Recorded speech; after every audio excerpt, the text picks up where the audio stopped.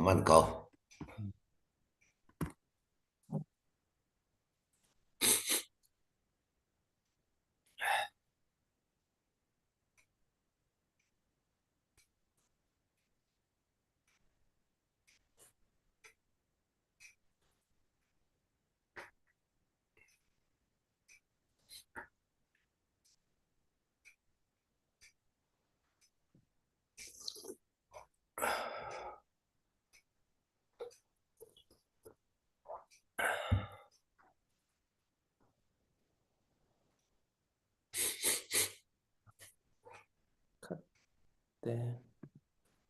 Share code 1 minute.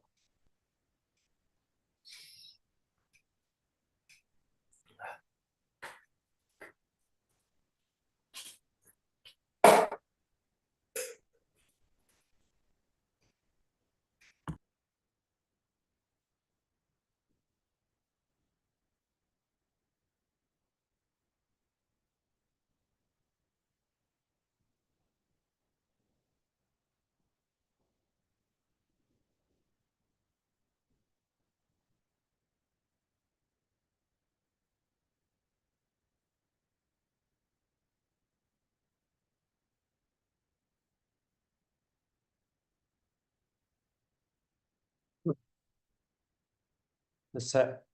vẫn thọc bạ có lại.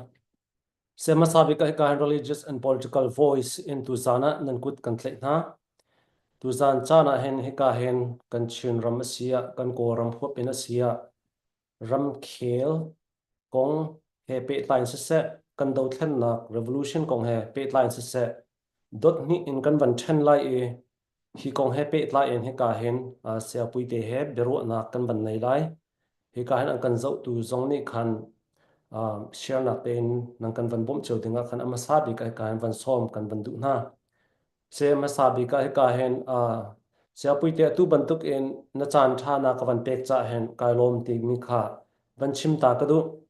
e grong ral tuk na ka se phun phun na meeting tu na ka se man lo he na chon chin lunga sia ma vaw ronga sia ma khata khanai man chan de te a khan thu peng me na si tika beru na kha chu hlan zonga rak som kan rak du ko na te khan tlang aw na kan se tu ka chim man tu khan na busy cha khan kan rak som thiam bal lo e atu tan he zaiti si khoma ka som ko tu lai achan a ka pe khong ha mo ka ti e kan van som me atu bantuk en chan na ka van pek cha hen kai lom khun tin mi kha van chim ka van du e kan beru na chunga kan van lu thlan te a hen nangma na background te he ram khel le asia do thlen nak asia zaitin da kan ram khel la do thlen nak feel chunga hen narak lu ning narak pek ning asi ti mi te kha na thin lung put asia kha na background te kha tlom pal te sharing nang kam van to kho a chen kan beru na kan lu thlan te ma te chu van chim ta dingin kan van som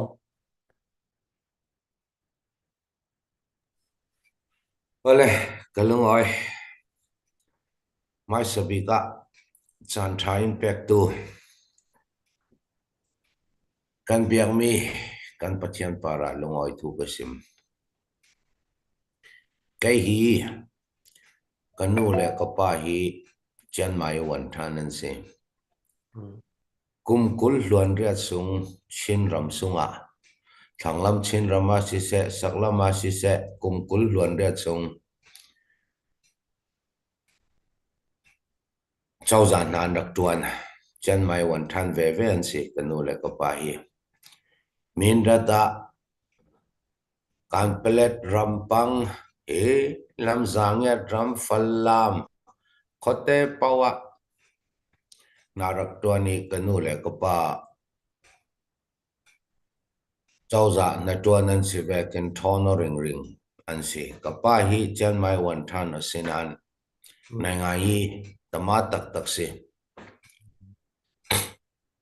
uvam tumong te san lai isin chun naw hak te kan si isin kha mun ki pa chen ram sunga kan rak kumkul lon riat an tuan nuwa kol ram sunga an transfer te ka kan thiam na khi chin mi phun franga kan zirmi si ti pension lak dai mi an se male dai an thon te ka khan fe du non lo phong kha zakwa somret kuma pension an lak I karel vekin kapa kha kan ni lama chu chathiam mai sapol an raksi te ka kha chin ram harsan nak ranga kan zirmi kol ram ranga atul lo ti pension la kan se naw hak te kan se lai sin kapa ni arak sim ring me chen mun khata kanum ding chen te me mun khata kan si ding chen tatan te thon me ti hi kapa ni arak sim ring me til si di ta soy miu noi soy evek ne chen in siat swa ti ring me si phong kha zakwa somre pariat ayi khin te ka kan tlan chiao yi khina kha phong kha zakwa somre pariat shiza shit ayi khina kha chuti raktel ka si velo nan tlan chawi tlong ta mi no pol champaya refugee camp an toi khana india chau zania bombing ral thoma pek ding tin kha thu kan thailong sila lu kurai minung rauri in rasom tu an umi in rasom tu pol kha tu ni tu chana an lut lo in rasom me ni an ni chan thung diami in lama million pp an suak dai zau an ming chu ka relem lo dingi e khati valuti refugee bdf kan ti tak ngai ya india chau zani bom na kom lo refugee zawin in zawmen champai refugee ke ma to fang kan umi tu vek chana dizimba tha a cnf arak din tu putial khalte pol putial khal fial na kin porau eng te chun an ming kha a kamin sin non lawi khami ni champai refugee ke mi zawa ummi pol kha champai chung te venga rol ein somi kan va fe I khana Chin National Front party kan din zau ral kap ka chini tinan kai ding in ral kap kan mamonan lut thai moti na cnf din tu hi putial khal si khamia si tin champai refugee camp a christmas manglawin khami refugee camp sin cnf cna alun mai sabi pol ka si party when amat hi cnf party when amat hi putial khal sin siarin hlei khatnak ka si nung lei khatnak ka kum hlei riat chun refugee camp sin silawin general ka prangi raklut siami ka maya hi panganum satin mang khwang len sum thanai luai khoang lan sum hi tu Canada ding thanai luai kan thanai luai hi US ya mo Canada mo ding zau ka mung papau kapol kha ka hla ni lun mian si kachin raman rak fe cha zau kan ni kachin rama kan fe vei hum urumit kyang ho sai nga an ni kha tayen chau ne nan rak chai khati lu ti tu ni tiang hi do thlen na fe mi ka si kanawak te lai sin chin kan lung rol tu na ki kapan ne nin rak thai ring ring rong e khati to nai to mi kan rak lun mi ka si KIA a naura pa KIA bahu ti nan chong naura pa i sitping ya zir swak kasi ti tiang kha ka hei rel ding e kha kha atok ri kauding ka zuma ka lungoi se kalom online ya bia na chimmi chu ka van thei ton na ti in sia puite he zeida a background a sin ha ti mi he na chimna ka thebal lowe ma ruanga chan atu he na background kha zeitluk in da nai ngai ji ya na thirak lu to lai ji ya zeitluk in da a thirak lut mi se mi phuna do mi se ti mi kha van thei du wa na background kha ma sa kan van hal ma sak mi se na background na van chin mi chunga kan lom ti mi kha za pi ayo en he ka huna hen van chim ka du asia chun se tu zan kan beru na khe to lai gi le nai ngai ji ban tuk te khan kan da kan van thlen lai e chon keima beru na khe bia angai tu cha a van chim ta ka van du mi chu siapui te nan thei ban tu kan ani chu chin lo mi dia le vaw rong ti ban tu kan do thlen nak cha a fan kol nak cha kan a thu ton mi se e ke cho fan ka kol piak lo asana ti in kan ram khel kong kha tong tat nak ding cha a ti in tu zan chan han ka van som mi se e ke ka van kal pi ning dan kha chu adang zong ai van dang deuh kho men chinlen CC le si zonga CB le si zonga dia karu an ha te ka khan tompal te achung deuh ka van lu te ka khan CB le dia karu an ha zonga CC le ni azai mo tin academy nan rak me khaliowa khan CC le long salon CB le minung zong ni khan CB le bia fak deuh in thuk deuh ka van hal mi na ka thin hang mi an rak me ka van tu khan athil ase e sanaten tekatu sia semi sape sape piam poi ti banto hopio poya ken bia chim ton tu kol pa me phim ngai ase amane bia chim mi chunga ka war ngai mi cho pingya pingya hudima achong go sha chin achong go ti chin ati pingya ti mi cho zaida achu achong tak asi ti mi kha kol la thei kha ase ati e cho kho chon pakhat avan pe than mi cho thil thei thil thei du nak ding cha hin rian tuan mi tawan thei du nak ding cha hin habit achin ti mi hen nei a haw e tuan vo tei rial nak ding cha hin tati ti mi hen nei a haw e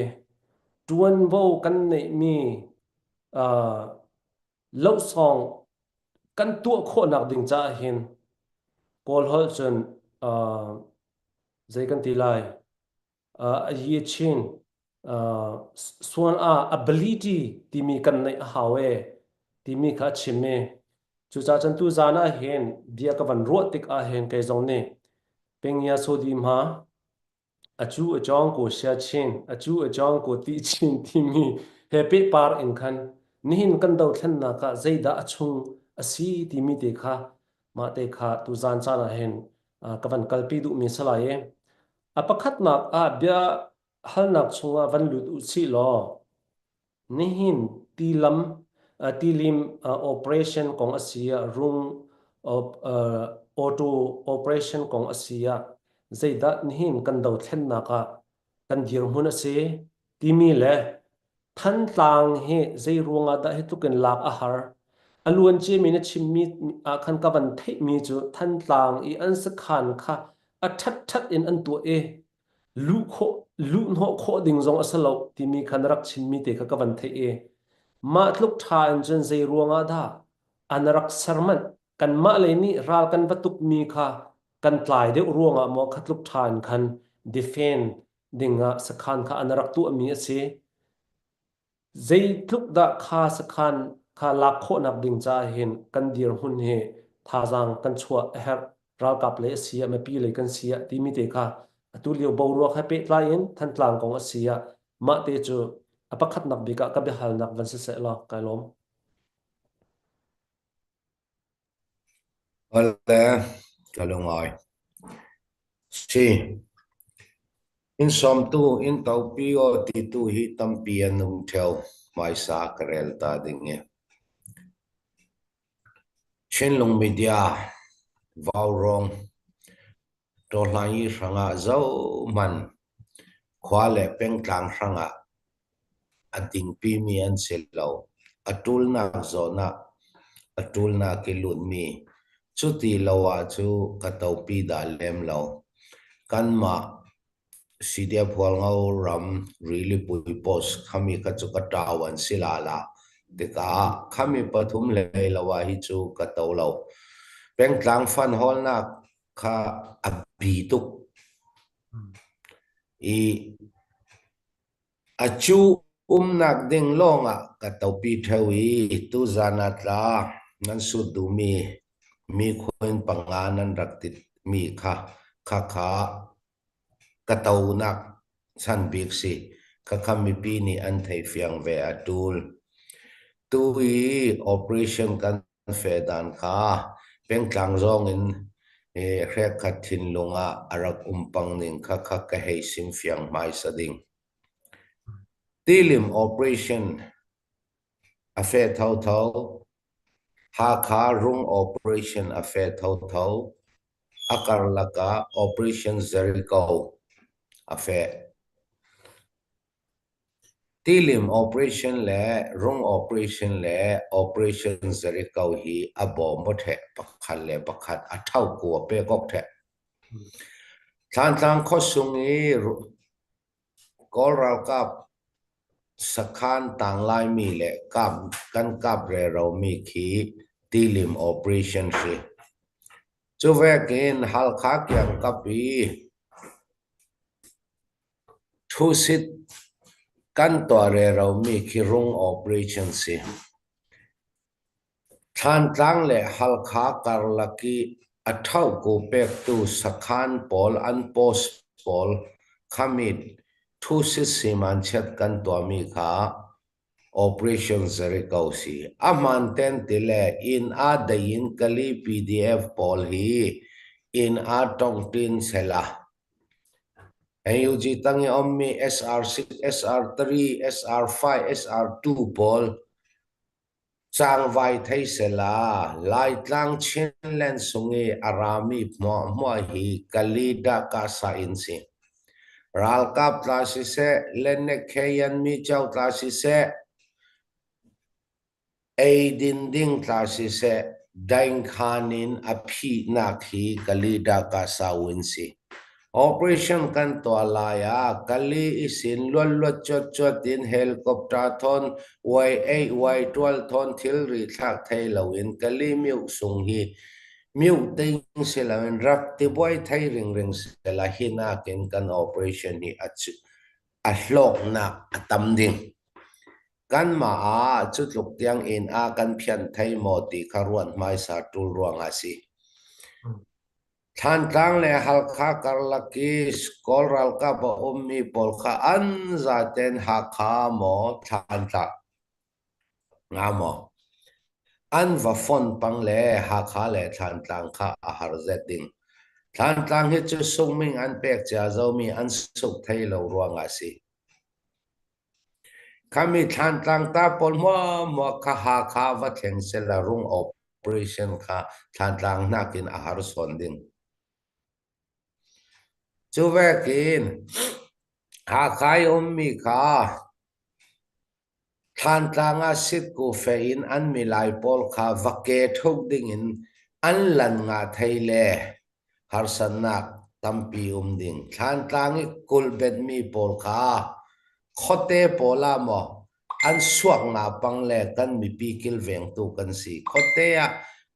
mai sa an dua ding an khang ding an du an tua ding camera nga kha hi operation pathum kha pakhal le pakhat a bom the mi si kha mi pini kan thei thiam mai sa atul chun than tlang mi tu na rel mi yang ruanga a har than tlang ka pona khi kum thum asithang kami ka podana mai sa karel ding thu sit in sin thu sit khakan rakham chumi nuwa thu sit in sin thai non lo te ka piao cha sit kan vakap kan kirsal kan vakap kan kirsal sakhan ting tai puai kan thok athok mai sabi khachu lungler sakhan si kami nuin kha sakhan ting tai puai ngai kha pakhan man to se lo nikum November ni hlei thuma ni hlei ngain kan thokin ni hlei thuma kan thei champion thu sit sakhan ting tai poi mai sabi khari si kan mari nikum November ni hlei ngai ni hlei nin kan thokin ni hlei thuma api tat khami sin dau shau sakhan ting tai poi si chumilan timit operation van operation Farsenbau operation Tilim operation 1 2 3 tiang kha khuk khan sit si khati kum thum sung chol loin kan rakka pok na kha rale rala chu pin sin mu tampi ane chet kha an rak to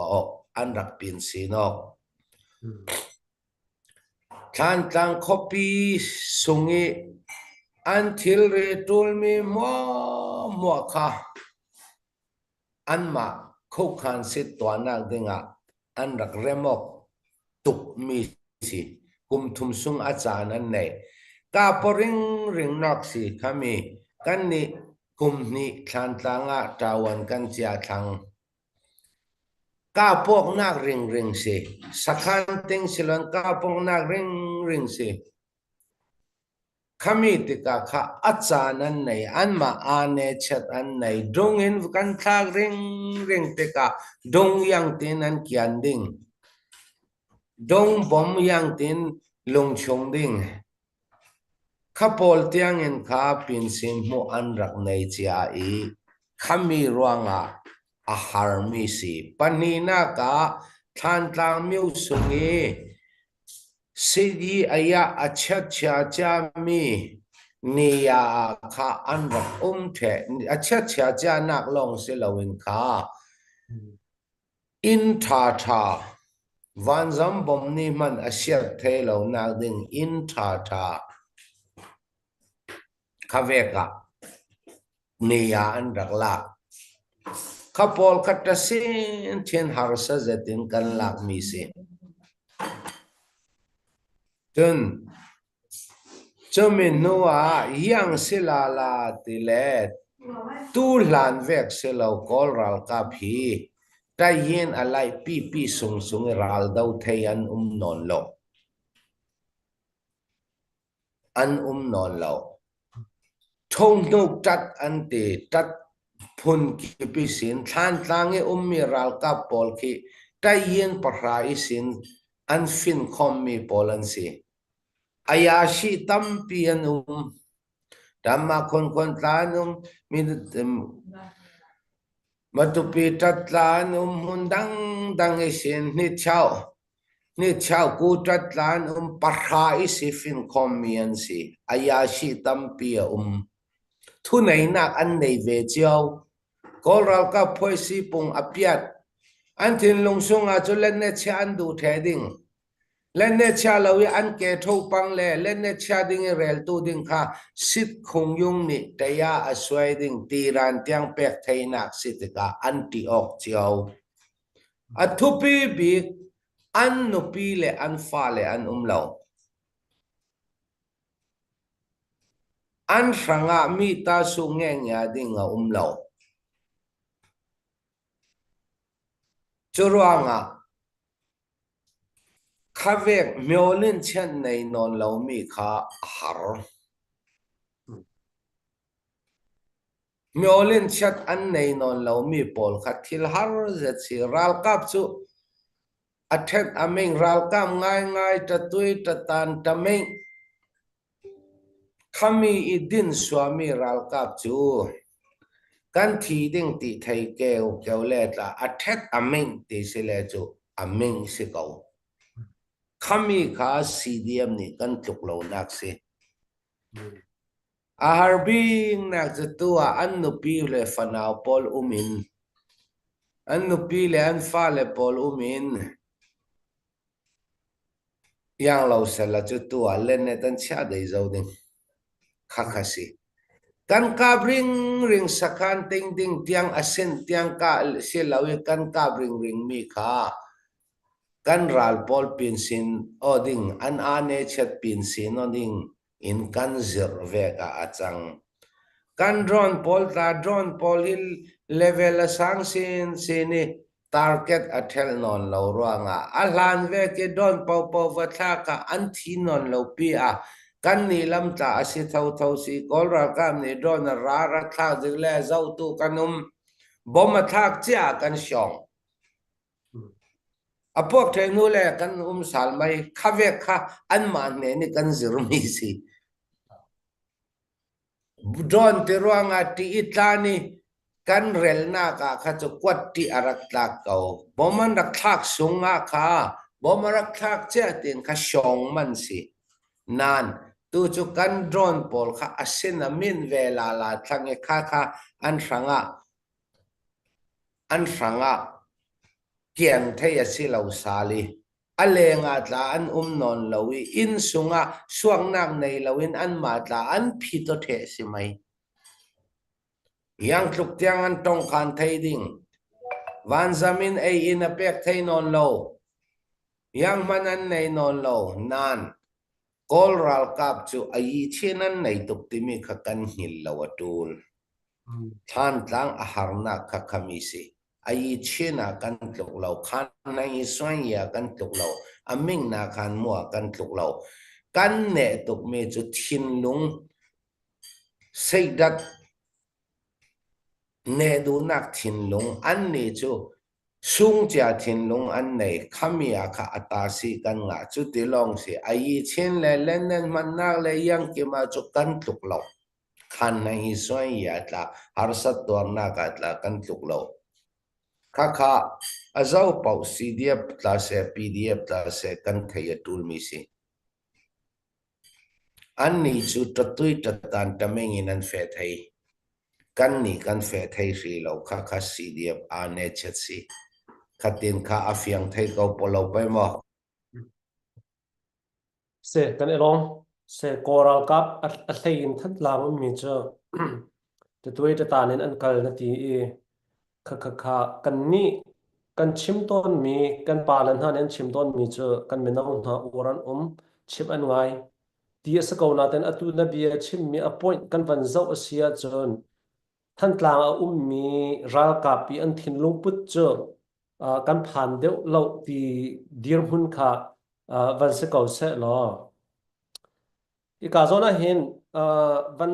hal ta kan van du mi chu a luan chia mi thil asa ko na te in a chong a yin pe kha na mu ning atu kan na van chim mi kan bia he ai van pe tlai ro da ka ti em aluan chian mi chana cdf ha kha kan unaw la kha ral tuk na ken ane din ti bantuk ta cheng ti bantuk te kha an tu ti mi kha thai ase nang mani kha kong jong kha na chim mi kha ka thai asana ten detail en chun cdf ha kha ti chun ta lo le cdf ha kha le i an upa le in bia ka van thai tha mi che he chu ram leng le in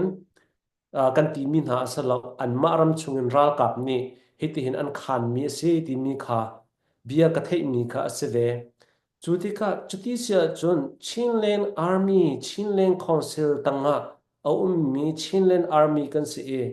zaitin da hi thil he adang ten hiti hin thil he akal kho ri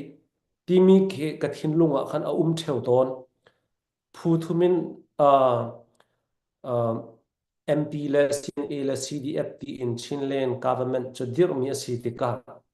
hi zon te hin a cheu khat ni one comment in thatin kan kal kho ko tia kan pala pon in an chim phone Julio hi bantuk thil ki a than khitika zaida achunga hin thil le asi tak one comment he aming na khan hu he kan do thlen na ka hin a kho tak tak lo mo timi khi ka thinlunga ome ka question ase ma kha si question kan do thlen na hi mai le kan kal han nak a hin zaida kan lo lai ti kan hal lo cha a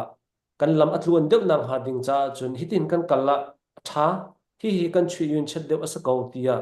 nam hu mi I chim ok athat ko sia chun mai le kan I rem ding zong ko tia na ru sia chun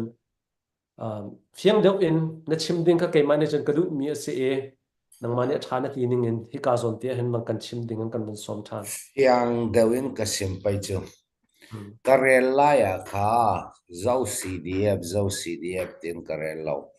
zar khat voi khat nan ching ka ti ti ka kha puthet thusu na pakhat karak zawi asut tu ni kha kasimmi kha atabo pau lo zatin ka thai thusu tu ni kha CNA tiang in zar khat voi khat chingok a kha aruat mangkati kha kha tun lam ni fial mi ve ka ta an ruata bangkati ka thurel mi hi fiang ten ngai se la chu ka sim du mi khan thei ding ka sima ta CDF ha kha ka telo CDF atam son kati aman CNA danya an ngalonga danya chi chele naudana an tlung CDF an zate katilo atam son hi zar khat voi khat mo an chingok zar khat voi khat chingok le chu yang tin ral kan vado non ding kan ni hi thathuma voi khat thalia voi khat kan chingok I zar khat voi khat chingok mi chu yang si tile zar khat kim ding in an ral dau ding in an ralo khami in chu ral dau thelo an ral chia katilo zar khat voi khat an chingok tika ral dau ding in an ralo zar khat kim ding in an ra khami chu ral dau thelo CDF tamson chumi ni yang avamu yang in mutir tele CDF pol hi reform kan to atul ti alang army rule in kan fe thai atul tat phoi si pung sanit ta chai kan fe thai atul thang apyoran tat NGO look api thin lung kan lon atul thang reform kan to thai atul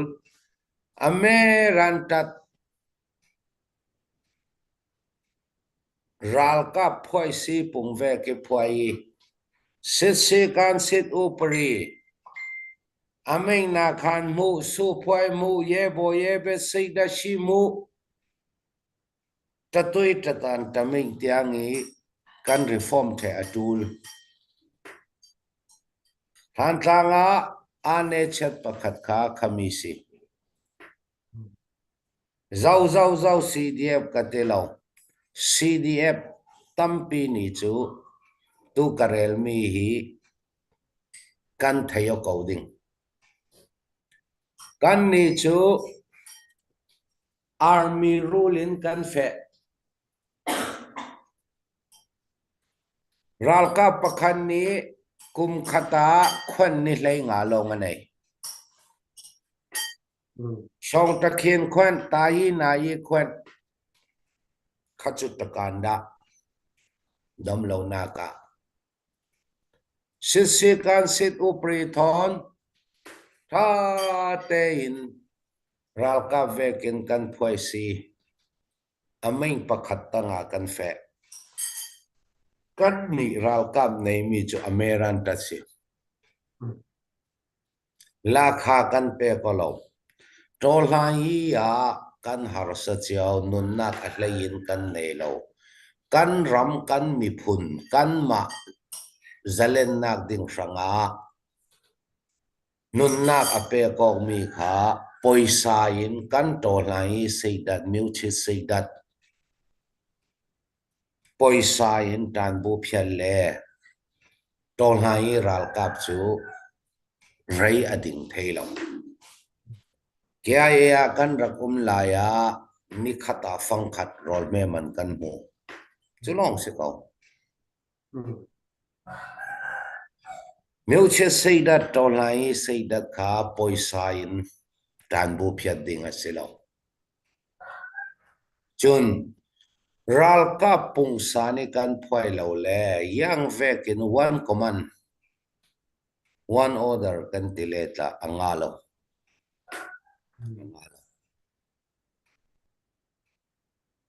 ral ka pung san kan phoi lo nga one command one order one control one budget cho ahla to free lai one command in ral kan do kan fe nan ral ka pung san kan phoi lo le khame one command kha anga chuang lo chun CDF le CNA karlaka tam pi boinak a ummi chu CNA ni CDF ni in muswam ti si ralkap out sia CDM ni le CNA ni in muswam nan ni CDM men in ti ti kha kha khami cha kha karel fiang dumium CNA ata ralboy fel tak tak an vekin ralboy zecha tak tak thin long thalo tak tak la an ding soye nei tak tak an ding soye nei lo an ding chu vekin CDF patla ral tha tak tak thin long tha tak tak soye nei tak tak la an ding ral kap chu ma ta thong ta ti si nu nau thong khat hrin mi ral kap sunga khavek minung zata chu thil fir mang tla ding mi bum mang tla ding mi thil long du tan ding maring tama tla ding lutat tama tla ding kha kha sit si kan sit upri ni akai sal themi si chun mi tui karel vekin ral ka veki umi soye maintain ten dan mo kai tang e sin mi pi na thali thanga thani thum kan tlang le ye bo ye be seidan nei ngai in command pakhat tanga kan tlang le pakhat ka adu do tok tu bi ka an suak ding chu vekin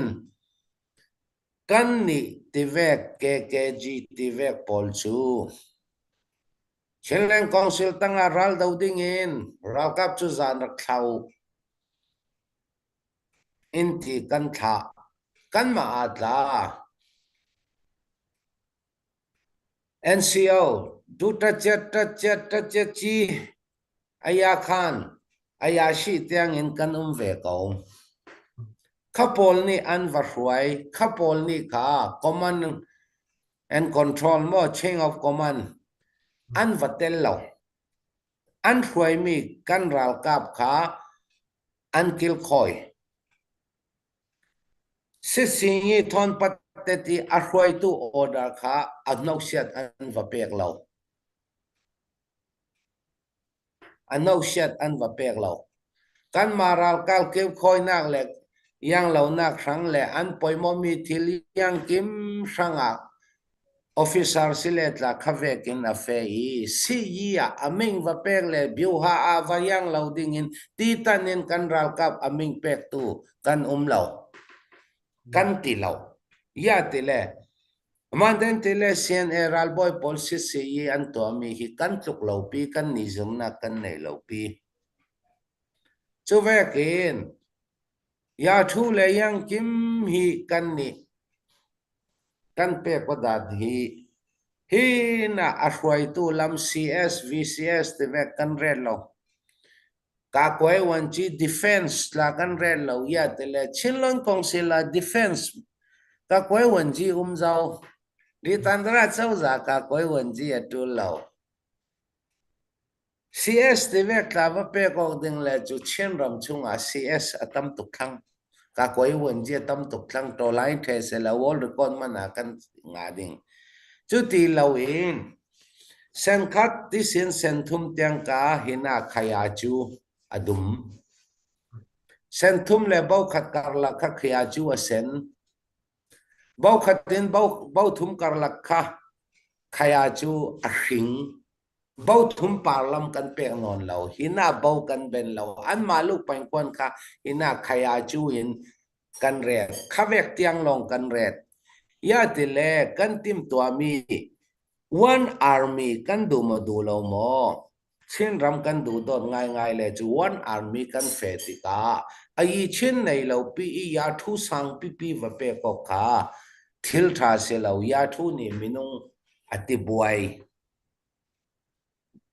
one command hi kan fe kan ti nan mitu karel vekin zarkat voi khan mo zarni voi khan mo thakhat voi khan mo kan ching re ro le one command kha achu te yaw mu lo poi mo big to CDF pol reform toai yi xoay biên tiền tiền nan pol ka yi kana kan trang ding ro kan ai trang ding kan thoyo ding kan elo ding khati thakha rong le ral rama adu do to tu bi a an wachang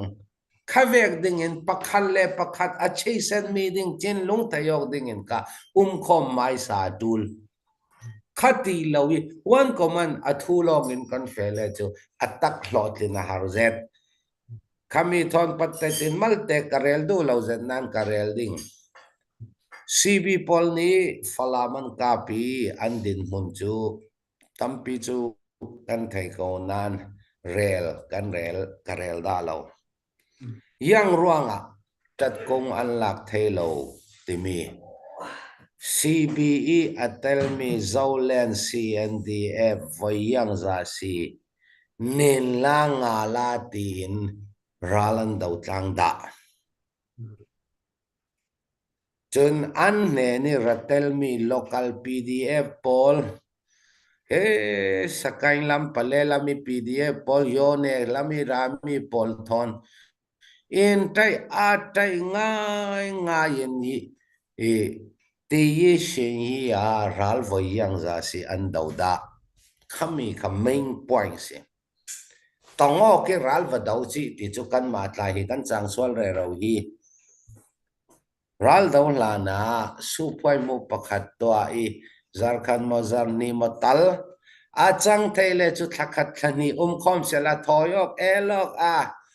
chualok khatin khaye boye ba seidat pakhat te karel ding ke ai kanum la ya kata sigi mi thangchi tu Canada chun pakhat athimi uklian thangkha soke ka falatula elo ring thoyo zik ring ka po thang mai thal puak thang tele chu pakhat le pakhat an ruwa to bik la mok thei lo le khoina aliam mo ti okay du do tok mi an suak khakha su phoi mu tha mi thil mi si one command kan fe one army silawin Chinland army kan fe kan tinan one command level man kan theng khri lo angai ngaya kheng sela chu CDF pol in ASEAN in aton Chin ramazau ni atwar ding chun tui timid operation Jericho operation rung himi hi kan tan rol nak alang nak si hivekin fe thai vi vo se ti ka tla cham nak si CDF dang male chaya kanda tu ve ki tawan kan chi chau le Christmas laksong kum thar laksong pathian ni in pek ding hi kan lung rol nak alan nak pakhat si ti kha ka sim thai tok si se ka lungoi se puite kan elom tak tak fiang te nang kan van chim le atu nai na van chim mi chunga khan na bia dong la ya na van chim mi cha tu ni zan nai te ra ne tuk na ka khan chon lung rual ten kan kal na ti asana tin nan ral tuk ning dan kha van zo fiang te ka khan chon atlang pi in chon principle tak tak tlai tleng tak tak nei lo in ma du ning in khan akal mi kha kan lo ri chu cha chon atu i lung rual ten ti mi he kan dau ti mi he cho ni na lunga rual kho thai jing kip tua a kadu lo ti ma no len kil le kal kho ta cheng kan ti ban tu kan khan kho than chem chem ka se ni nia kum thum le kum li tiang do then na kan kal change chin len khong se jong cho van dir ase ko change chu ti sia chon zai ruanga da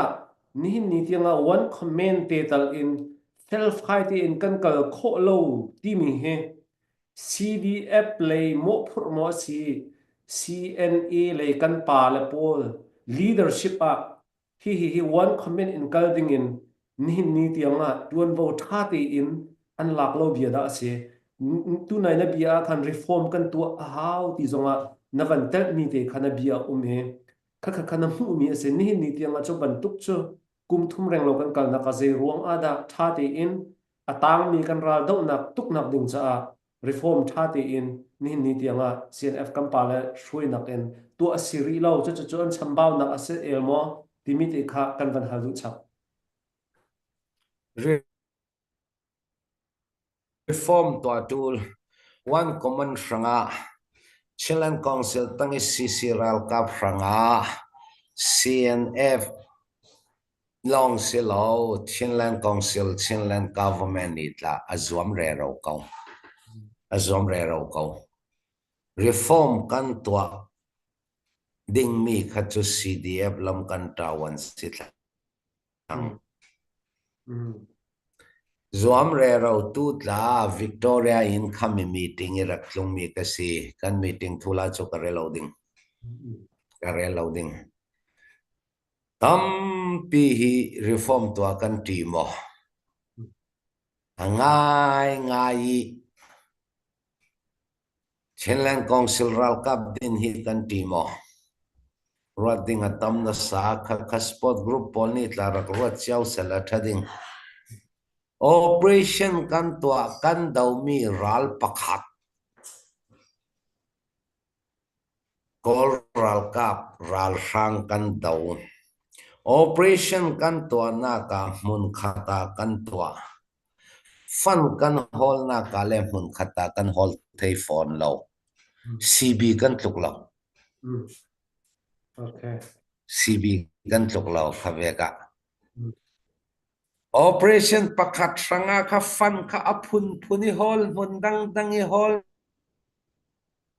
ma le peng lai peng tlang cheu I hol hi operation pakhat sanga nunnak zuarin nunnak thapin operation kan zaten kan tangkhomi kan tua khami sangi poisa fan kan hol mi chu mun khata alwang thailo mo zau si angai ngaya ral thuam zen le kwan zau ne na kan lak khami sanga chu mun khatte in a thailo mo thil pakhat ong min mu ma le peng le tlang mingin mo kan du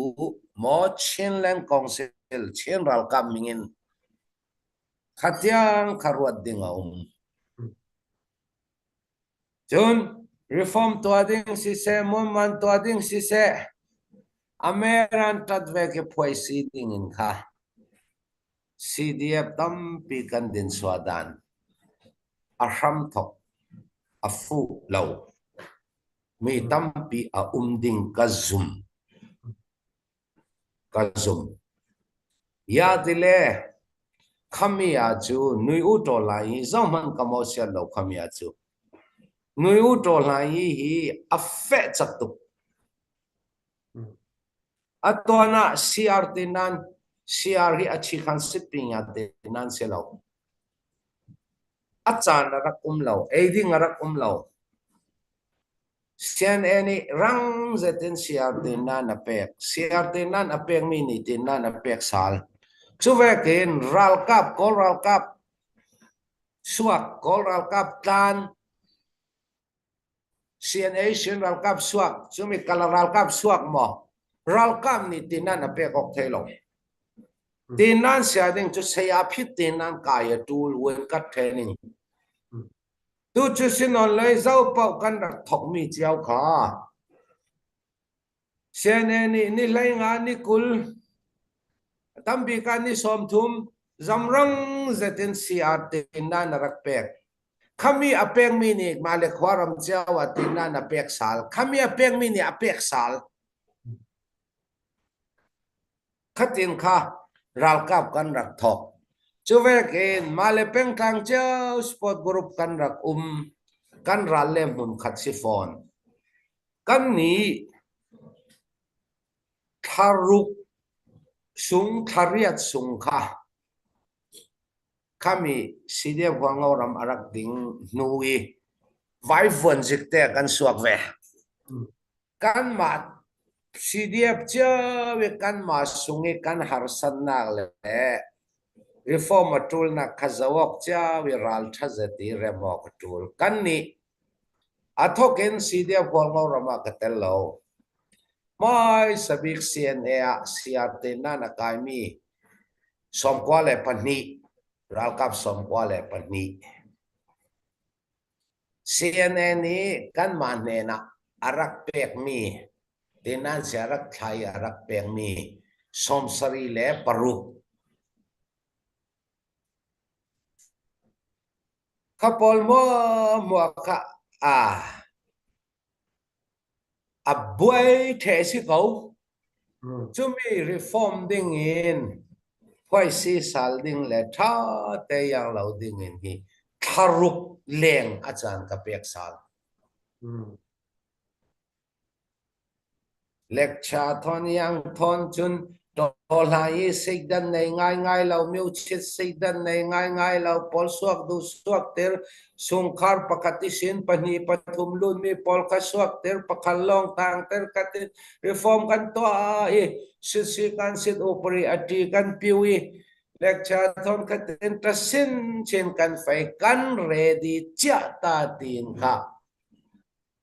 jingmu operation in kan thok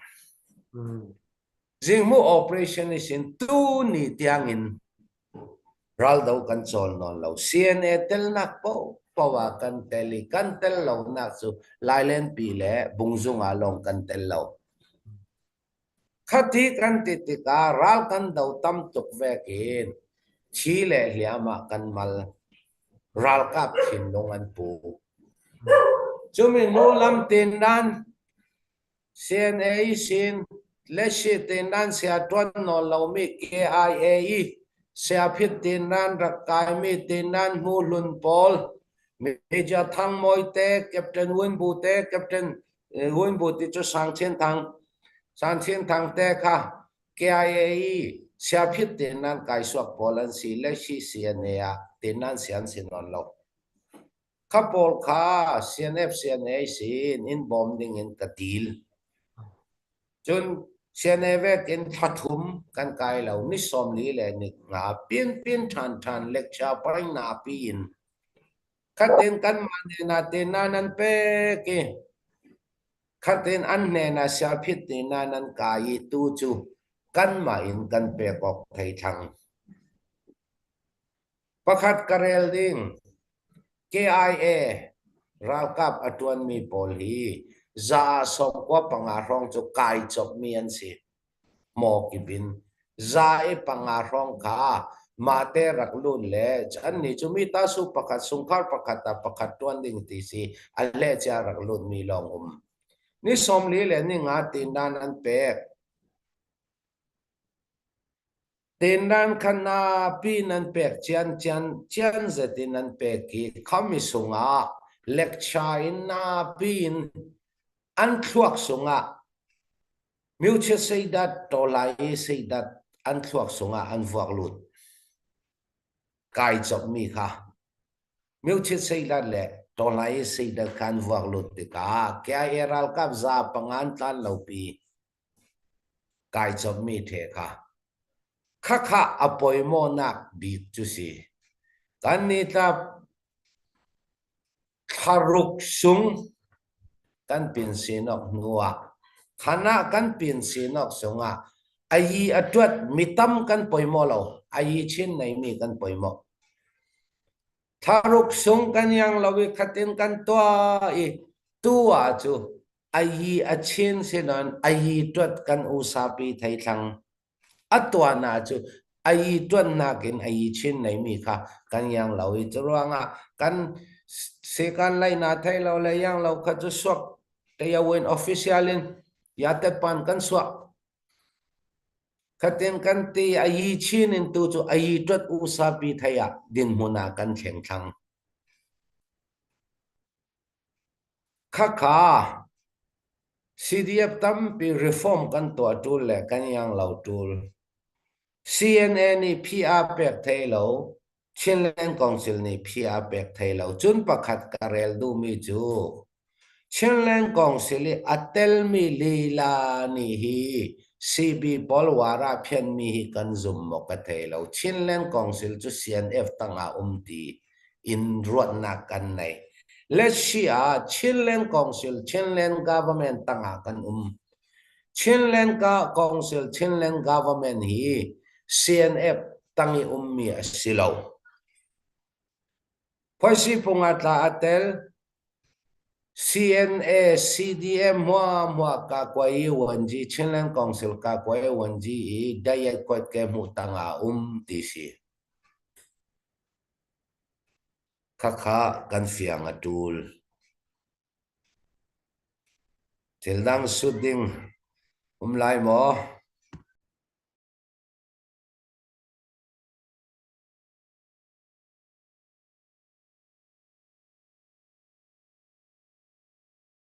na on na mute ka thei lao Okay, sorry se. At na van chim mi chung te khan bia ka van char than ko la ye. Tuan deuh I na van chim na a khan kan ma Chinlen Council le CNA le in kan chun reform tu adinga kan zoom chu ma ko na te in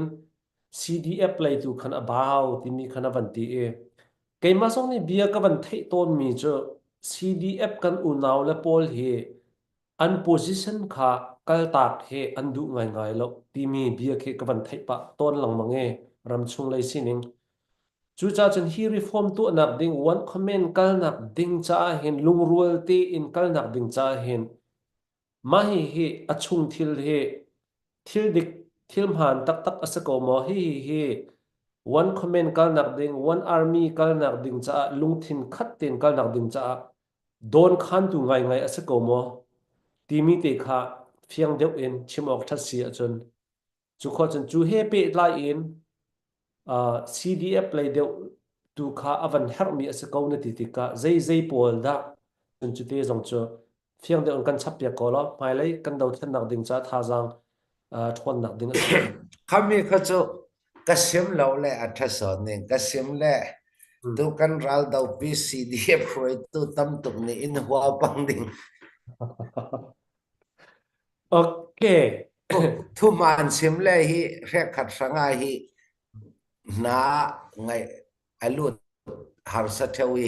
churanga kha chu mi tu kasim tianga chu CDF tampi roi tu ni chu an thai ko ding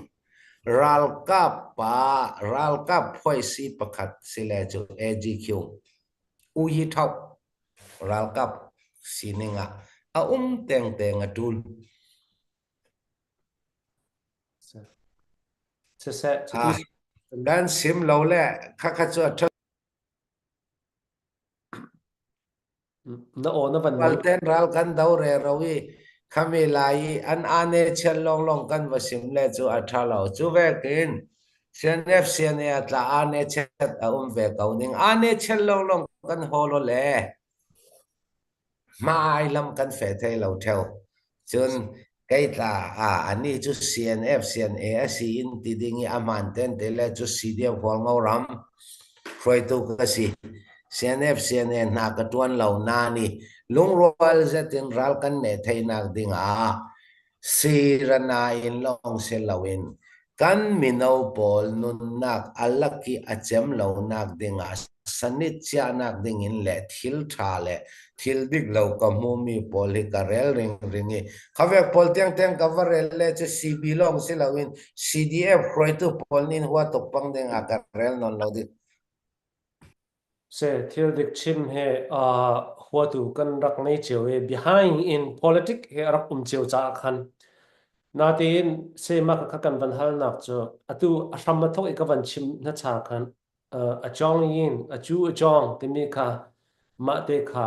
van ko li van thei kha kan hau atu sia ong tin ni achim ka ti mi kha education ti mi ping nia ti mi cha a chu a chong ko sia chin a chu a chong ko ti chin ati a sol lam chu a a hai pha ni mo fik pha ni mo ang kan si sia chun ang kan si long salon khani khan anu zot nak arak chu tar arak chu tar tika kha zot nak a chu nak kha zaitin da asi zaitin da kan kham lai ti mi asi kha kol than a haw chu cha chu ni hi ni kan chin pi ni chunga kan dam lo nak a chu chong kha ma ka tu san chu về cái chỗ văn hóa cần tụ mi cái sẽ chim ở cái tham mi cái chỗ cần chim câu lại chim ở cái thà lâu mi cái chỗ tụ bận tụ khăn chim lâu khăn cái câu lại sen à tên cái mà ibia cần văn hóa tụ mi cái chỗ khá chu chong te khá chong yin te reason khá cần đầm nát hú khó nào đừng cha khăn văn câu khá cái talk show cái văn cái video ninh đàn cái chỗ sẽ tụ vào rong bận tụ chin lung bantuk in khan ha dang pek nak long kha cái kalpi ning ka media khan ja salai lo cha khan phun dang deuh khan silai na pi zong ne phun dang nan ro lo na ha CDF sen e zong ne phun dang nan ro lo na ha a chong in a reason to kha kan dam lo nak te hu kho kol kho izuami ma te kha zaitin da kan phalai ti mi kha ka kalpi ning ban ka si cha khan van thei them nak lai ka van chim du atuna ya khan na van chim chang e van hal kan du ngai mi me fiang de in na van chap du mi se chan van chap to lo ti ka du mi cho CDF hol ngo he zaitin da na chon piak na zaitin da training na pek na zaitin da ral kap thin lu put nei ting in na chon piak na zaitin da lion chulhan no krak chim ton lion king of the jungle lion thin lung ban tuk nei ding in zaitin da CDF hol ngo he training na pek na chu adang CDF ni zaitin da chon ok athami mo ti mi kha van hal kan du ngai mi se tuan dewa khan tlom pa chana chim na in chap ok na nei mi sia chun chu bang kan chap piak ta ding in kan ban som sitenan lama CNA ni in bom sitenan a CNA ni in bom chumi atla tuile si CNA tinan pek dan thathum si lawin aslan CNA ke ni sanit kan te pai chu khami rak zir suang mi pol kai chu ke ni sanit ni somli panga chan chan dan tinan pek ka kadu son CNA ta alan mo chu khatin si nan CDF pol arak piang sok te ka kha achian to kan do lau ti complain tam tok te nan mo te nan sian complain ronga tong la te nan khamian peng mi si sit te nan lama CNA ni in bom chun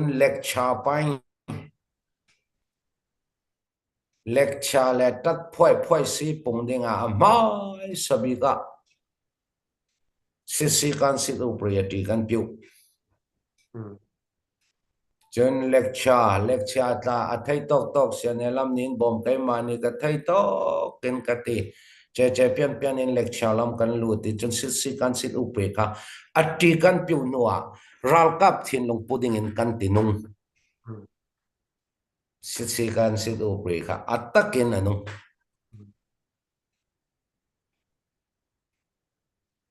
e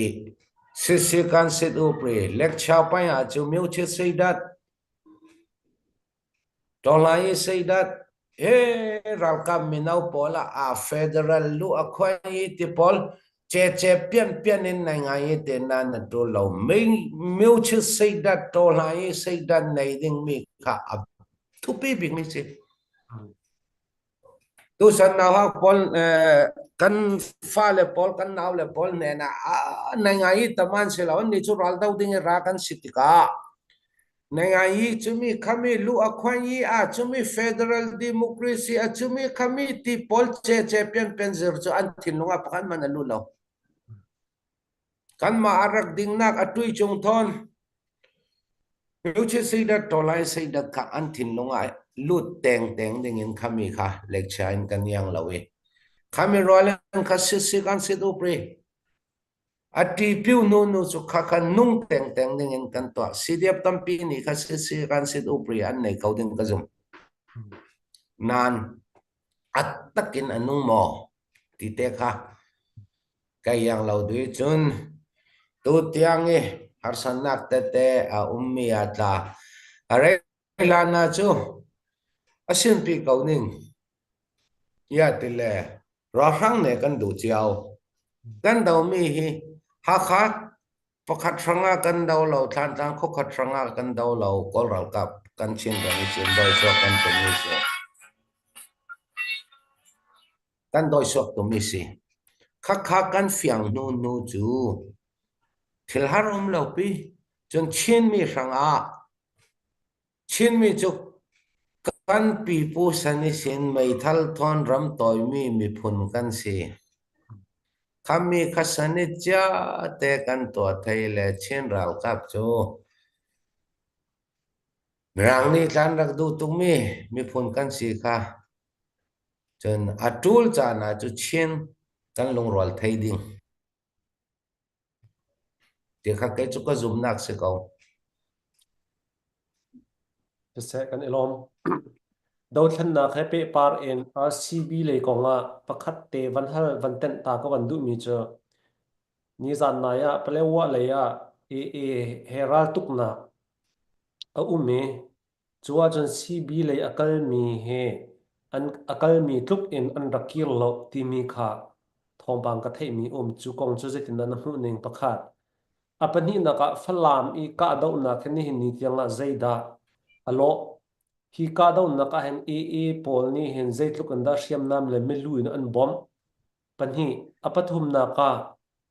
falam a mi ral ka pol he ral thang pol he an sakhan atha ngai ti se chupina an nu pi le zong he kan ma lai mi an len cha hen an ral boi pa ni hen rakan do hlau nang kan do sia nang kan tei phone lai lo in khan khaban tuk bian ha zong kha ti kha ka thei ning ase le hi kong he pe par in zaida nihina cb le dir hun te asiti mi na thei chom mi te sia chun ma te chu kan van hal du ta si bi thon thu lai in palewa lam thu la ka ne nin a hla tu ka thei lo chun cb ral dau na ka te lo cb kan tuk lo mi tarin lung chung mu an mi pi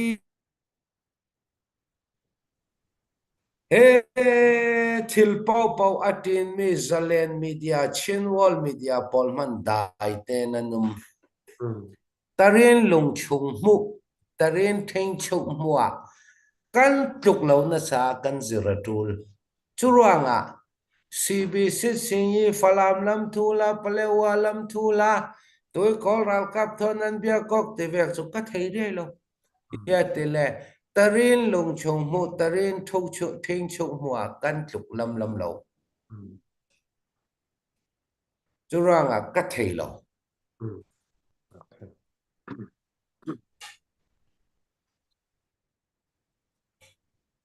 kan tluk lo na sa ka thei lo Thế sẽ cái lom thế CB lấy hệ chọn ọc tê ngay khá con hệ bị lại in media lấy con hệ sẽ one budget con hệ hiện lom pal thì nang ma zong na ruột nạc dây tin đã sinh ha thì mi vẫn hay cần đủ mi cho CB lấy cho ni hin ni ti anga khen one budget ke dây tin đã chung an kal pi ti cho kan thei lo na ti in fan an goal te ka khan an media vial te kha channel pakhat a live an to e speaker special speaker pol ka an som na e live pakhat a khan an hluen ma kha an male channel chon an kaltar kan ni cc le chu vawro ni khata le an tua khata le ya chinlu ni an rak tua khata le ha kha khata le than tlang tin khan tua chiu kha se chu cha chung ka van chim du mi chu van chim ko ning lo kalung a om mi aluan chiam ni kum hi dana khan vawrong kha berua na rak krak som na e zan chia te an thut mi ka zo te ka ke zong interview tu ton tu ka si te ka khan zai thukan da har ti mi ka thai ni khat te na ji pathum pali te kan thut mi zo kan ru khu fak tuk chungo nang zong a thu peng mi na se na thai lai mak khase interview tu ka du nai asana ten ma lewa khan an rak ti mi chu interview ok ok kan thalo in upa pakhat kar khale interview ok kan thalo ti kha an bylaw guideline ban tuk khan an tu mi umrwa Julia wa chen bierwa karak du min ha idea pakhat cho an ma kha bo chan mi an si ko ruanga khan an ma ni u song in ha kha than tlang chin lo media ti ban tuk zong kha atu nang ma mo pu thet ni mo a si zonga khaban tuk kha speaker kha au in chinlung vau rong ni tlang aw na atu asia chun kha kha kha media ki pa khan kha kha kha hlun in khata te khan one budget ti mi te kha khol na kha anila strategy te kha du sa te in kalpi asia chun hinni hen kan nai ngai ji kalpi ning dan arhem ko lai ti khi step pakhat na karak ru mi kha se ma kha tu ni chana cb ni khin khite khen an tua le chu cha chun khaban tuk te in thil tu kha atha ngai ruwa ti ka ruwa e ni chana one budget in kan kal kholo kan ti phone zaitin da kan kal pi kun ne lai adang dang chu un kan tu sia khan chun zaitik mana kan kal kho phone lai lo hi one budget in kal pi ding ti mi ko nga hen cc zong ne chinlen kho sel zong ne tuan bo avan lak lai e ni khata chan akal pi ko lai na ten kha akal pi tik zonga adang dang an kan aw than chiu sia khan chen anho shet nak te kha kal laka kho hi zona one budget kin kal pi ding se sela zai ban tuk tactical strategy in da kal pi ya khin kan ho atling biklai ti ya narua ti mi te khavan hal ta kan bandu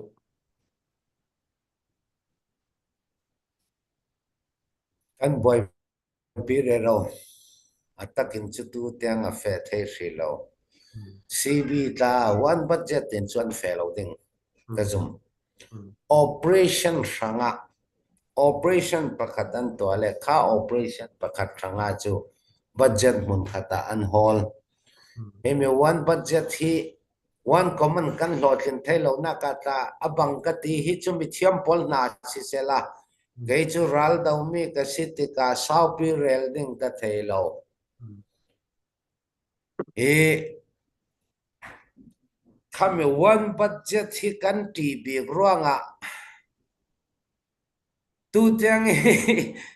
mun kata chinland army suak thailo motla ka ti pha thewi kasim swal sele ta khachu in rak ngai thia mola til tampi hi keima kamudan si tu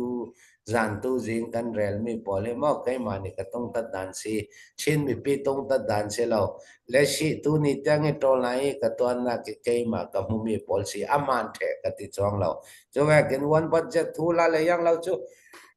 ah mi chiam pol le mi phim tampi kan nei mà le peng tlang chiao wa CDF chiao khoi tu ta tampi kan nei kawi khapol ni boy pi son sela atha ka ti kai chu mi phim ta ka selo cha thiam ta ka selo ral dau long long si khatyang tiang kha chu yang tukin kan rel re rau le ta tu nia operation pakhat rang mana CB kan tluk lo na ki tam pium kha kha yang kan ti ding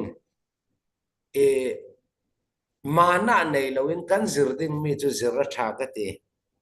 tu kan fere ro mi operation rang mana mun khatin paisa kan hol thailo hi pol hi si kai chu ka bai dong mi chon khavek tiang tiang kha chu ka ruat ban ve lo e mi thiam pol ne ni phi son se la thading ka ti đâu thiên nạc lại tia kinh văn kier tàu xị lo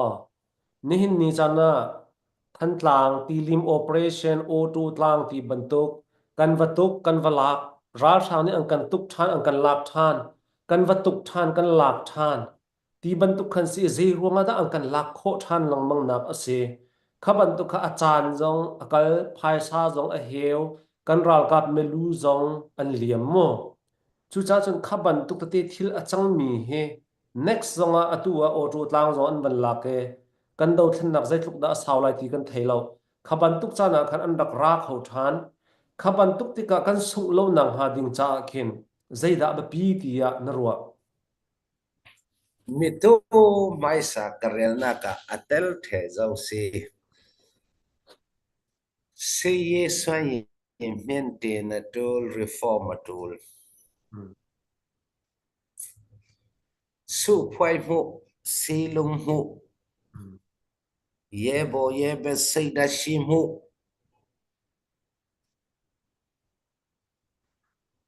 poi mo tu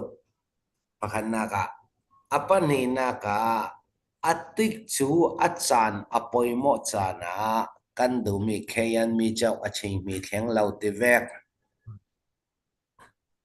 tu karel mi a kim the zo reform kan tool ka ti mi ka kim the zo tam pi kan rele athalau reform cheu kan tool a mai na khan mu ye bo ye be sing mu sei da shi mu su phoi mu anen na khan mu te sa shi mu son lon so sa mu ti mi ral kam ni kan nei ding mi nei kim ding in reform kan tool se atha to kan ral do na ka chan soi khat kan nga mi kan le luat pang le avoi ni na ka chu amana sang vi bo avoi thum na ka amana sang vi bo kan ni kan pek sal mi chu kan thi sen la kan nun nak se mai sa ka rel mi ka tel the zo ka se atha to khring than kan elom do thlen na kong he khan tu kha ka van hal mi se e kha kong he pe par in do thlen na kong he pe par in atu thil kan van ton chuma mi next a kan ton na phalo ding cha khan kan rial kho chung kan rial kho na ha ding cha a ma kha summarize ban tuk te in part 1 lai te kha ka van hal na ase e ka han sia pui te ne avan chim mi kha kan ban thei di mi se kan lom nai ngai ji le ram khel lai te a hin van kalu si lo ni ni chana CB le CC konga kan e fun tom kholai ti na ruat mo pakhat na apan hi na ka CB le ni kan ma ne me cho kan chu chol ha o ti mi kha se kan ma CC le ni chin pi ne to wai long cho kan ram ase kan ti chu ti ka len ne kind of a phoi si an sa chang kha ti ka a hi te tin nai ngai ji a hin hi te tin kal ko phat nau se pakhat le pakhat in hur suang lo te in ma le ne me area te in kan dau thlen na kan kol asemi min online tu he dau ta phat ko nau se ti he atha ti na ruat mo asilo le akal lak a hen kan ma zong i in tai vai vai thi khet nak te mo van hur son nak te vatua he zeitluk inda kan cha a impact a ang kan hur suan timi te henai ngai ji kong he pe tlai zeitin da namhu ning a si timi te kha si la si bi kal lakte a kan ban hal du ta nai ngai hi sau pi tam pi sim CB ni si shan na tu la tu cha an swa strengman an swa cha an ngan re ro CC ni CB shan na strengman swa voi khatal kan thei da mo voi khatal kan thei da mo ye thu pan le thu pan chan rak swa le man fission chat CC ni to da lo khe khan ni chu media anen ti thei men atul lo i an tua lo mi si pakhan na ka panina ka remonak ding in voitam pi an tongok chin le china cha khan ku zele tu lo pi tongok thai si e kan tlei ro lai kan naw hak lai kan tlang wal ka lai kan fala du mi cha kan pek ding ma te pek ngam lo i midang i thisin ta sin pek ve kin cha khan atul lo voitam pi an tongok imi thu la hi direct in messenger in rasuti in rakok tu la tampium ke thon sain lo pi chu ve ken CNO CNDF hi remonak ding in foinga ke ma ku rain leile an really ke ma voi ni ka fe mundanga voi thum kan tongok yang timan nin remok thailo thil pakhat kan rel ding mi chu kut kan beng jik le kut pani beng longa a o suak khalam ni va beng tum re ro le ta khalam ne adu lo le chu a o suak lo nan kan thei ding mi chu chin mi phun kan si chin mi phun kan si kan dau mi mun khat kol ral rang kan dau mun khata kan dau mi mun khat pathian pakhat biak kan si pathian pakhat biak kan si kan dau mi mun khat chin kan si remoni chu a le coding chu ka zum ko remo thai ni chu le coding nei nga yi policy kan fedan abangok lo red thai ral pakhat man kan dau tlang thai lo hi chu resha kati kan ni ta kan dau pi ngam lo ral dau pi ding in rasom man sela kan ruan na sading kan dung lam kilo ring ring in chu ral dau ngam selo pi tu le tu falam kan lak thele ri kan lak ding huan ngau ram kan kap ding ti ring ring mi rel ring ring mi khachu ral fa dau pi ngam sinon lo pi mai lam ral thon dung lam ral thon pang le kan chem ding si i hibek thin long apotu hi CB lam falam unau ta se te dim unau ta se an mi people thin long a chu ding ka zum lo an foi tu pani thum kami le thil mia ka zum kai ni chu tampi relding ka nei lo ral pakhat kan dau tlang thei lo ral kan ral le abangok phone khalama kan biang mi le mun khat pathian pakhat biak kan se phone chu ve kin kut beng ding a apan ni ben tul pani beng lo le on suak thei lo lo man vadem re ro ding cham lo kha kha kai ma pu kui amin si mi mal mu dan si kalungoi se kalom se kut bank a chun pan hi in van bank i o chua kha hawe ni zan nai tan te a khan ton nak zon ngei le a thangai kan tina te na tu he a kal lak te a rem lo nak te ban tuk te zong kha van chuak than I phai le ya zai da kan lo ha da pui te na chim ba ton chin mi phun khat kan se e phai le ya chon a that that nak cha te ko lai zum na kan nei ve chati sia chon atu leo koram pe par in three brother ti mi kong happy par in an ni kha nihin koram do thlen nak a hin tha jang a thong ngai mi ram hun ma ala ngai mi ral atei ngai mi an se e kha khan AA le MNDA le TNLA pol khan san hai kha chunga MNDA le TNLD TNLA te atu kha ko ral thang he ceasefire tu ding bantuk in khan phalak kha an sitika hi thil hi zaitin da na hmu ning an ma ni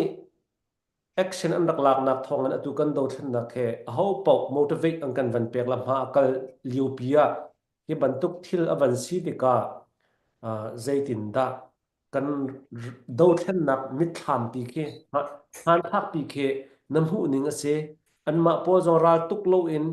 hiti hen sit fire na an van tu is how an tu ko sia chun kan ma tlang chung le mi kan ma chin pi ne ti ko si lo khi le in thi de mang an ral kan van tuk mi zong kha kan cha zai tluk in da nur suan na a phak lai kan ko ram pi zong zai tluk in da nur suan na pe nak va hu nak ding cha ken a phak ha ti mi na chuan ning ma te chu me pi ni kan van thei kho chiu nak ding cha Ema mudan mo amanding ti chu karel thei lowi keima mudan mai sabi ka tuluk un sot phen mu chuna ke thupi mi chu ku kan kenele an tuman lo thing zo si an demand area an nga zo si shan rama ram ku kan tile an madumi ram an uk nga zo TNLA shan le midang dang ni laki ummi tua an dumi an ram an nga zo tika kol ral khang ni ku kan pine palong taang pine tin ya khai ram sungi ayang laumi aral kol ral khang pol ane thenu le ani ta to le coding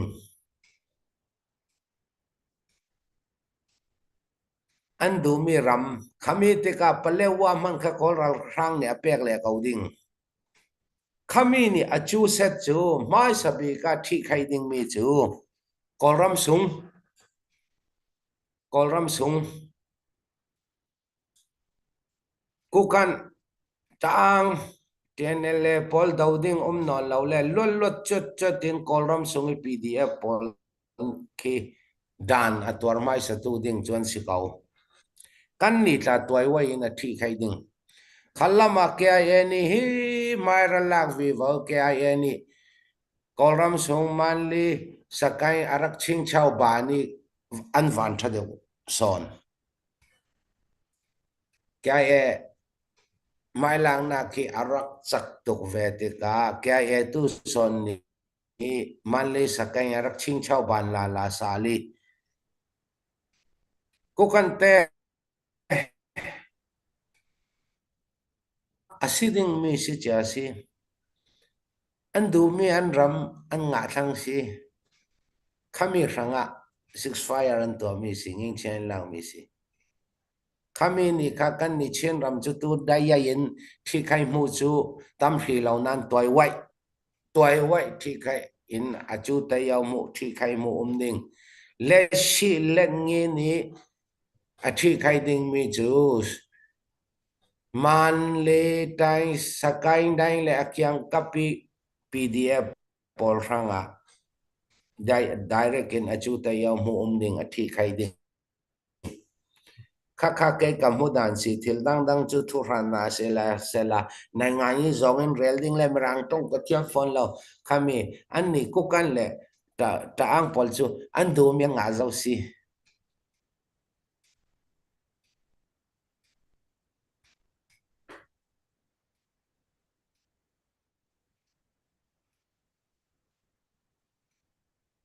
okay se second along se ka le hin me pi le behal na ha mo ti mi kha ka van zo pa ta e me pi le behal na ngai ngai he tu za na hen ro lo da ka ti ka van hu behal na nan tu mi ka hu lo sul zong asa kho me ne behal na nan tu du mi na si le pakhat he ka hen ka van zo ta to la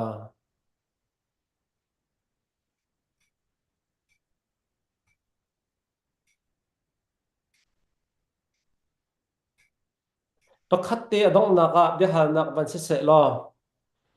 hi tu he chimok athat la that lo adang chu ka van hu lo e hi tu he kan dong na behal na van se la kluang kiu ti mi ni behal na avan to mi te he ka van hu mi se la TNF CNA sim atul lo pi chinlen council chu CDF pol le CNF pol nan kom ok slomo CNF CNA le CDF selo in chinlen council ni nan hrui mi a slomo theithiam a harangai ma ka equation ase CNF ka va fyang lo ve a CNF question chu se CNF CNA chim atul lo chinlen council chu CDF pol le CNA pol nan kom salo mo CNA CDF salo in chinlen council ni nan thrui mi salo mo hei thiam a harve achim du mi he chinlen council ni CDF asia CNA asia thrui mi asalo mo chinlen council tang a mi asalo mo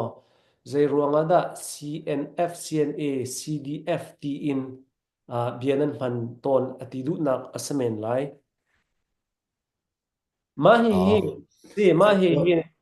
he abya hal nak ase ma he hen van pe ka van du mi cho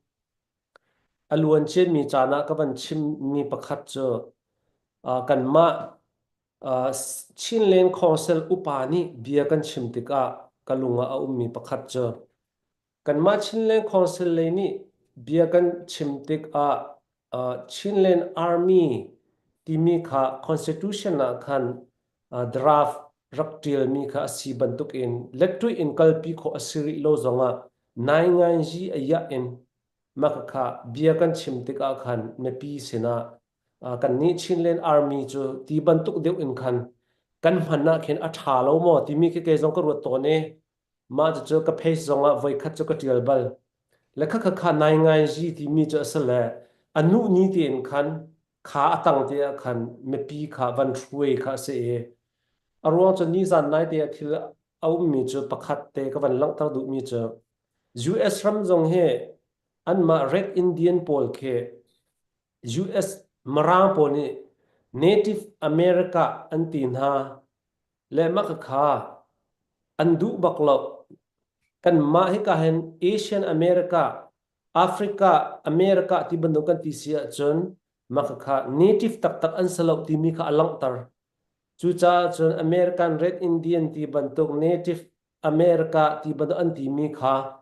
native an si nak kha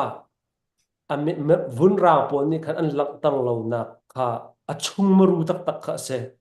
mak kha nai ngai achung maru tak i arak pem mi native pol ni khan cha an rak du lo kan ni cha native kan se ti mi te long kha ane tlai ka chim du mi chu khata khan marang pol ni khan nai ngai ji ya khan native american american red india ti ka american ti mi kha an tel piak chi na ten ma kha politic asale kavan chimdu ve mi chani ni chana chinlen council zong ni hin nai ngai ji ram khel aya in kar kan hlan tik a upa ti ni bia kan chim tik a khan chinlen army ti bantuk deuh in kan chim rela khen a thalo mo ti mi ka thin lunga ume atui bia van halmi he khan ai van pe tlai ro da ka ti chute che van hal chi tôi tê in cái phi đình mà tôi tê in phiang tê in mà kan mang Chinland Army tin kan mang tui arel mi CNF Chinland Council tin nan sindang la ti how be Chinland Council a lung roal ten Chinland Council kan phoi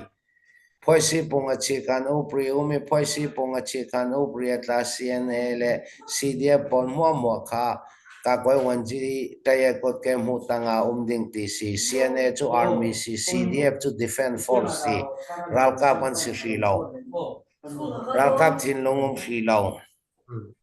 chu vekin Chinland Council a kan mi kan lung oi mun khata CNF class se thil dang man tu non Chinland Council Chinland government ming pakhat kan puding le chu tu CDF pol mo aka CDF tlang CDF zau zau phai palewa mara wal ngau ti vek non lawin Chinland Council phoi si pung vekin di tanra asuya vekin kan fe chau ding ti le anga hri lo ko hi achan pakat kan ngak chu atul wedding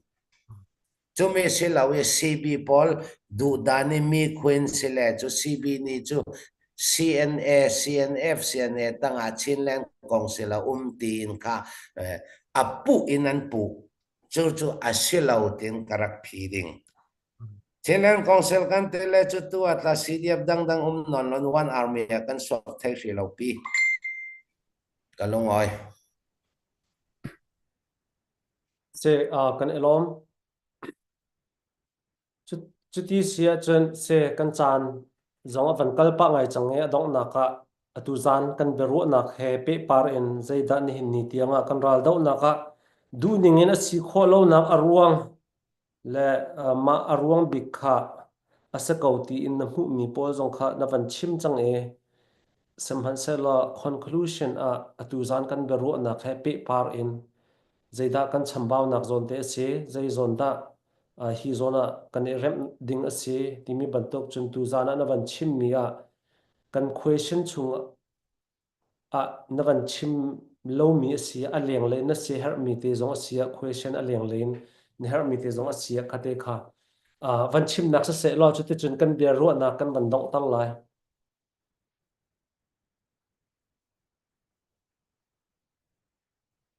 se no khavan na question ta ka thil dang koi mo kar phi dai yang mo ne the big question se tu zan kan beru na khe pe par in ka bi hal nak chunga ai tel lo mi na se her mi asia kan bi hal nak chung asia ni hin kan do thlen na ka kan ram khel zonga se se zai te da kan chambao na ase zai da kan rem ok ase ti bantuk kan bi hal nak chung se se kan bi hal nak aleng in se se na se her mi ti se chun chu chu adong nak ve chim nak van se se lo chu chun kan beru na kan ban dong tal lai ole sela chu ka rel ding thil dang chu tampi kan rel zau rel re rau tu non lau long rual nak ding atla si se yang kim ta sela apun punin kan rel re rau kan au re rau patian ni remati le chu zamrang ten mun khata kan luang ding ati hri lawi kan chen mi a pathian ni motor du in nei hri sile hi ten hi kan seve vi vào cầu đinh thì khác âm một đàn sĩ bôi mô big karel du mi pakhan na ka thain cham piu pi ni an ral kap la sanga thain cham sako kan dau mi kan ral hi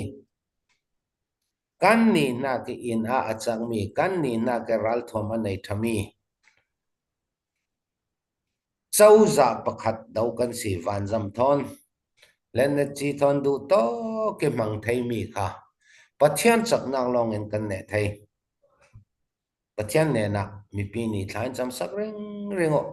chumi khami kan kapok thain cham saku ti tulan kan ral kap le ranga nan thei to kan son jan thain cham saku paninak